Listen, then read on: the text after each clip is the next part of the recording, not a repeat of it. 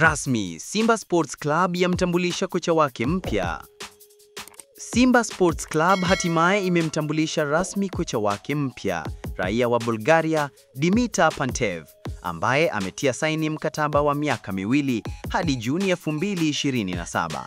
Hata hivyo, tangazo hili limeibua maswali mengi kutoka kwa mashabiki baada ya baadhi ya taarifa kudai kwamba Pantev si kocha mkuu bali ni meneja wa klabu.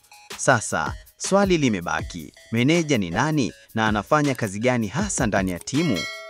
Kwa ufafanuzi, meneja wa timu ni mtu anayesimamia shughuli zote za kiutawala na kiufundi ndani ya klabu.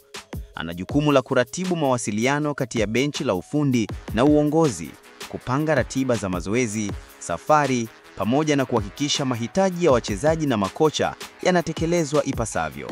Meneja pia husaidia kupanga mikakati ya muda mrefu ya maendeleo ya timu na kuhakikisha nidhamu ndani ya kikosi. Kwa mujibu wa taarifa rasmi, Simba imelipa fidia kwa klabu ya Gaborone United ili kumwachia Pantev, ambaye anatarajiwa kutua Dar es Salaam kesho, tayari na tiketi mkononi. Pantev anakuja na kocha msaidizi mmoja pekee kutokana na mikataba ya benchi la ufundi wa Simba kumalizika mwezi Juni. Klabu imeamua kumpa nafasi ya kuonyesha uwezo wake hadi mwisho wa msimu huu kabla ya kufanya tathmini upya. Kocha huyu mwenye umri wa miaka 49 tayari ana rekodi nzuri katika bara la Afrika. Ameshinda mataji ya ligi akiwa na Victoria United ya Cameroon na Gaborone United ya Botswana, jambo linaloonyesha uzoefu na ubora wake katika soka la Afrika. Uwezo wake wa kuijenga timu na nidhamu yake vimeelezwa kuwa sababu kubwa za Simba kumvutia.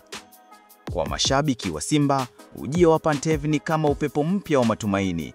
Wengi wanaamini ataongeza ushindani ndani ya kikosi na kurejesha makali ya timu katika mashindano ya ndani na kimataifa.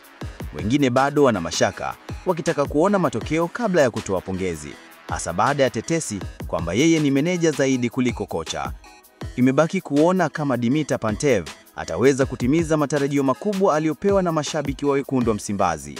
Hii ni hatua mpya kwa Simba Sports Club, na muda pekee ndiye utaamua kama uamuzi huu utakuwa mafanikio au la. Hii ni Bongo 1 TV. Hakikisha umejiunga nasi ili kupata uchambuzi kama huu na habari nyinginezo za michezo.